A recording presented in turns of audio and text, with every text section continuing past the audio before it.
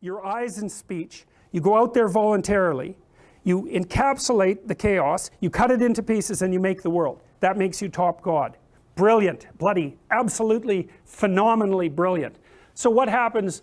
That's what's happening in the heavenly domain, let's say. What happens in the earthly domain? The emperor of the Mesopotamians is Marduk. He's the manifestation of Marduk on earth. And he has to be a good Marduk. That's the, because he might say, well, why should you be king? Well, the answer to that is, well, you're most powerful. No, that's not going to work. Some other weasels will take you out. Why should you be king? Well, because you pay attention and you speak properly and you keep chaos at bay and you make ingenious things happen as a consequence. So that's what the bloody Mesopotamians were trying to work out. What should be sovereign and why? Okay, so what did they do? In the New Year's ceremony, so imagine that the king is in a walled city, right? So that's, the king's at the top of the dominance hierarchy. He's the eye at the top of the pyramid in a walled city with chaos outside. Chaos is outside. That's the domain of Tiamat. At the New Year's ceremony, the old year, we know about that, we still have this idea. The old year is an old man. The new year is about to be born. There's an intermediary period of chaos. That's New Year's Eve, right? That's the intermediate period of chaos where all the rules are temporarily suspended, which is why you can go out and party like there's no tomorrow, New Year's Eve, and before the new year is born. The Mesopotamian emperor and all of his retinue and the people go outside the city on New Year's Eve, and they take statues that represent the gods, and they act out the story that I just told you with the statues. And as part of that, the emperor has to take off all his garbs, his garments that make him king, and kneel in front of the priest, and the priest, if I remember correctly, slaps him with a glove, it's something like that, and tells him that he has to tell everyone why in the last year he wasn't a very good Marduk and how he's going to do better in the future, which is exactly, by the way, what you do when you make your New Year's, what do you call those? Yes, the ones you immediately break the next day. But it's the same, it's this renewal idea, and it happens in the depth of darkness in the middle of the winter, before the light comes back, right? That's why it's set up that way. So anyways, and so as long as the emperor is a good Marduk, then that's why he gets to be emperor. And if he's not a good Marduk, then, well, someone else should be emperor. So that's how that works.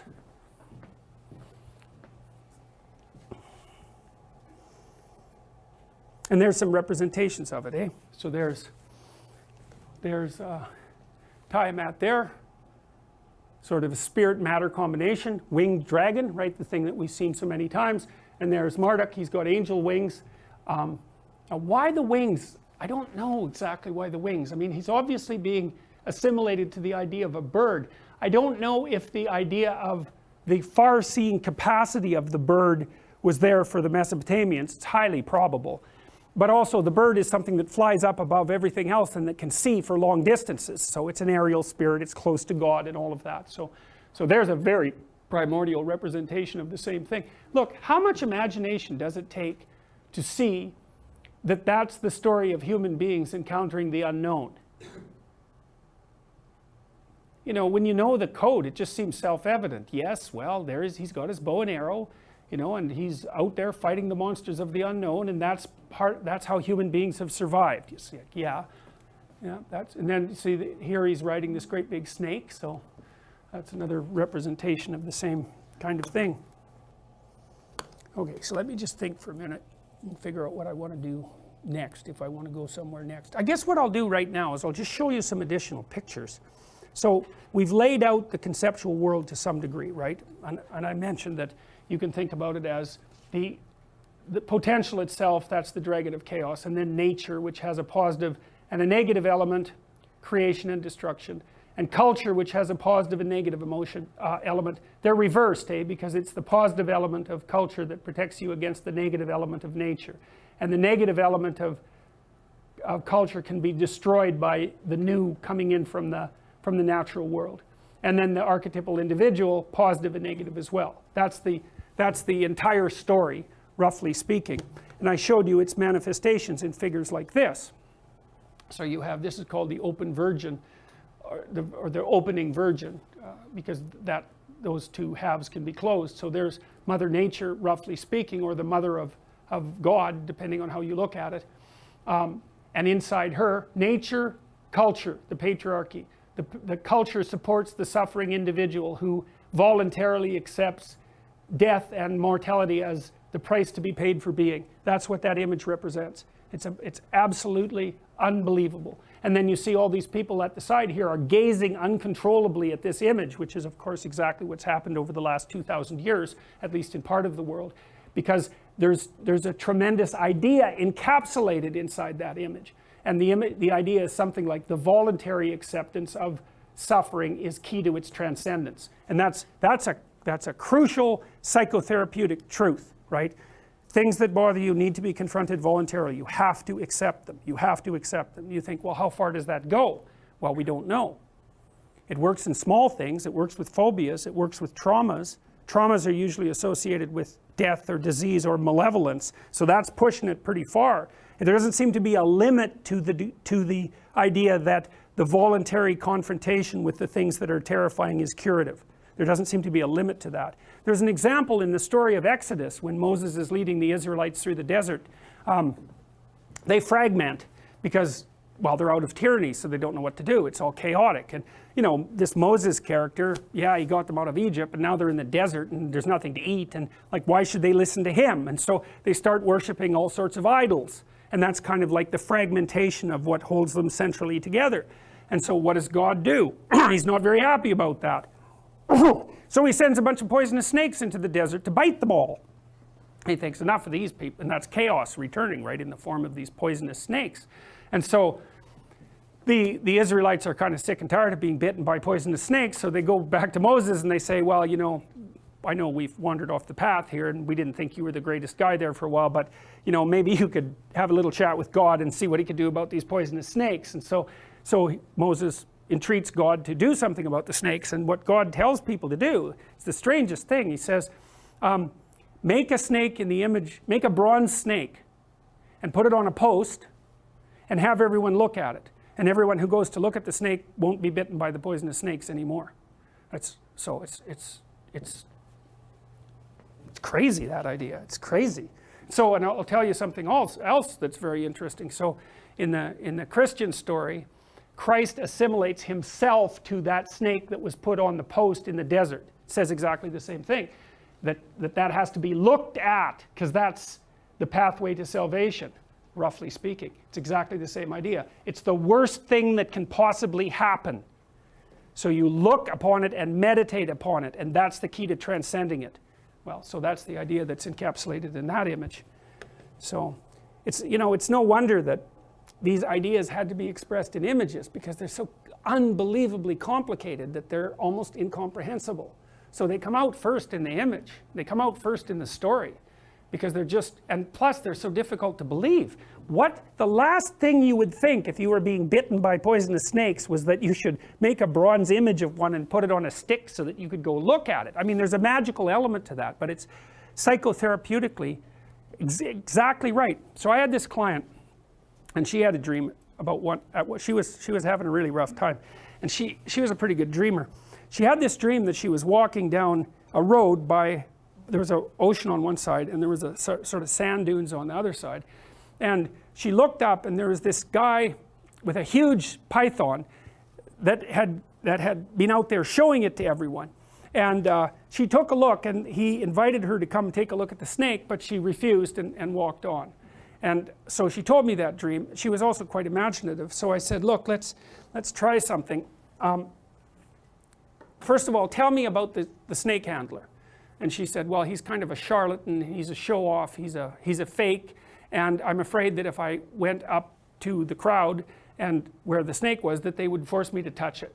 And so I thought, okay, so that's why you walked by. I said, okay, so let's play a game. So you sit there and bring that dream image to mind. Close your eyes, bring the dream image to mind, but let's play with it a little bit. It's like Jung's technique of active imagination. Let's play with it a little bit. So go up there, you know, imagine that you go up there, and you kind of have to do this like you're daydreaming. You know, you can't force it. You have to play with it like you would when you're daydreaming, which is you're kind of half doing it voluntarily and it's half manifesting itself. It's kind of a gateway between you and the collective unconscious. That's another way of thinking about it. And anyways, I said, okay, so go up there, and the first thing we're going to do is figure out what are you going to do if the crowd tells you that you have to touch the snake or get close to it. because she needed a defense, because it isn't up to other people to force her to do that. So we practiced what she might say. It's like, no, I'm comfortable here, I'm just going to stand in the background, I'm just going to look at it and get accustomed to it, I don't need you to push me forward. So she felt pretty good about that, so that kind of armed her with a defense, so then she could pretend to go up and take a look at the snake. And I said, well, the first thing you should do is take a look at the snake handler and see if he's who you think he is. And so she did that in her imagination. She said, no, he doesn't seem to be a charlatan at all. He's got this snake that is his, something he takes care of, and he just has come out here to show the people, let people look at this snake. And so she said, so I said, well, is he someone that you could trust or someone you shouldn't trust? You have to ask both those questions, because otherwise you're leading the witness, right? You don't want to tell people what to think. You have to let them figure it out for themselves. So, and she said, no, I think he's somebody that could be trusted. And I said, okay, well, so what do you think that you could go up there and maybe lay your hands on the snake and touch the snake? And she said she wasn't sure about it, but we went through it and she was able to do it. And so it's the same. So she had to make contact. She had to voluntarily make contact with this terrible snake that's at the bottom of being, that's at the bottom of the tree of existence. Right? That's where the snake is. It's wrapped around the tree. Well, why? Well, partly because we lived in trees, and that's where the damn snakes were, down there on the ground where we didn't know. Right? And that's the divine tree of being, that. And so, well, you have to get the hell out of the tree and go confront the snakes, and then that's the way out, at least in principle. So that's kind of what that means. Show you. Here's another image of the same thing. What I like about this, you see, the fact that the culture, the patriarchy, God the Father will say here is holding the suffering individual in his arms, and that's encapsulated by nature.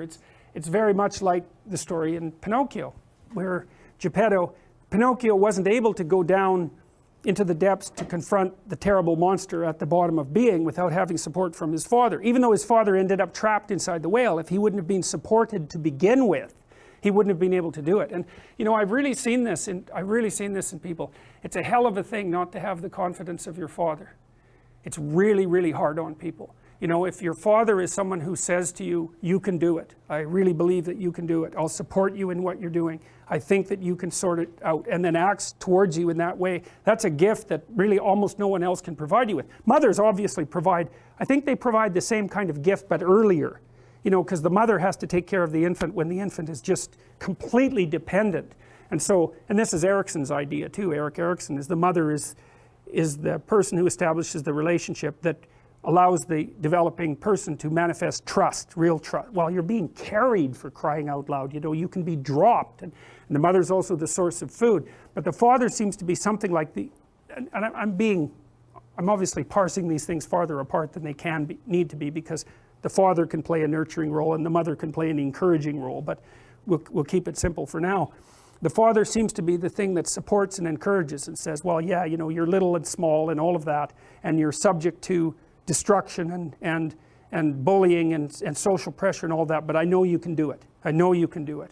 And there's a force in that that's unbelievable, and people who don't have that have a hell of a time. It's actually one of the things that's quite fun about doing psychotherapy, because you get people who have damaged father figures. It's harder with the damaged mother figure, because it's so bloody deep. I had a client who I just thought she was a remarkable person, but her relationship with her mother was really disrupted, and it was really, really hard to, she told me it was like something had been torn out of her at an early age that couldn't be replaced. It's really, because you just can't be someone's mother, it's really hard. You're just not there enough for that. But you can sort of be someone's surrogate father. That's a role you can play later, and that's what educators do, at least to some degree, although now they're trying to be mothers and providing safe spaces and all of that, which is not really all that appropriate. So the father is an encouraging figure and allows the individual, at least in principle, to support the catastrophe of being voluntarily. And so anyway, so those images, they're just brilliant beyond belief, absolutely brilliant beyond belief. Okay, well, that's probably a good place to stop. And so we've got through these two fundamental stories. Remember, in the Egyptian story, you have much more development of the figure of Osiris. who's equivalent to Apsu. And the Egyptians sort of walked through how the state becomes corrupt and deteriorates, and what the individual has to do in relationship to the state as well as in relationship to chaos itself. So in the Mesopotamian story, it's mostly Apsu's dead and Marduk makes a new society out of the pieces, but it's pretty damn implicit, you know, it's not detailed. Whereas by the time the Egyptians come along, they say, well, Osiris was great, he's corrupted by Seth, he has an evil brother, so that's the tyrannical element of the state. He's overcome by the evil brother, which is the tendency of every bureaucratic system everywhere. Things fall apart, chaos comes back up, the hero is born, takes on the corruption of the state, and goes into the underworld, which is like confronting Tiamat. But I like to have the stories in parallel, because one of them is the confrontation with the absolute unknown, Tiamat, and the other is the revivification of the state, even though the stories also overlap. And so in the Egyptian story, so just like Marduk was the model for the emperor, the combination of Osiris and Horus was the model for the pharaoh.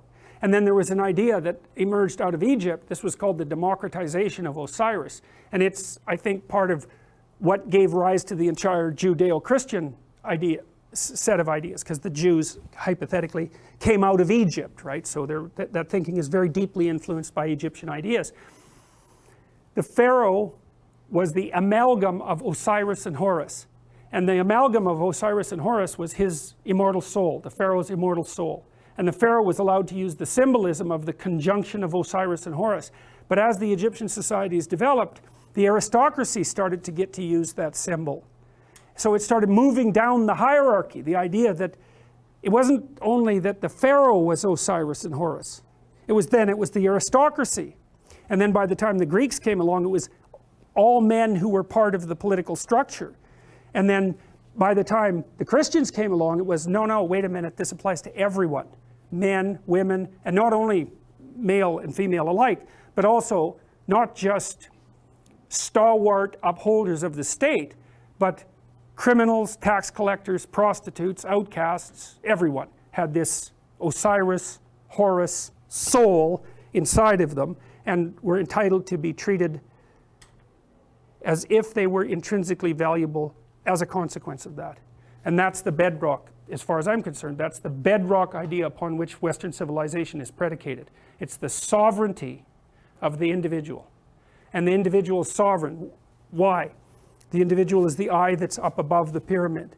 The individual is the thing that can dominate sets of dominance hierarchies. The individual is the thing that plays not the game but the metagame. The individual is the thing that revivifies the dead culture.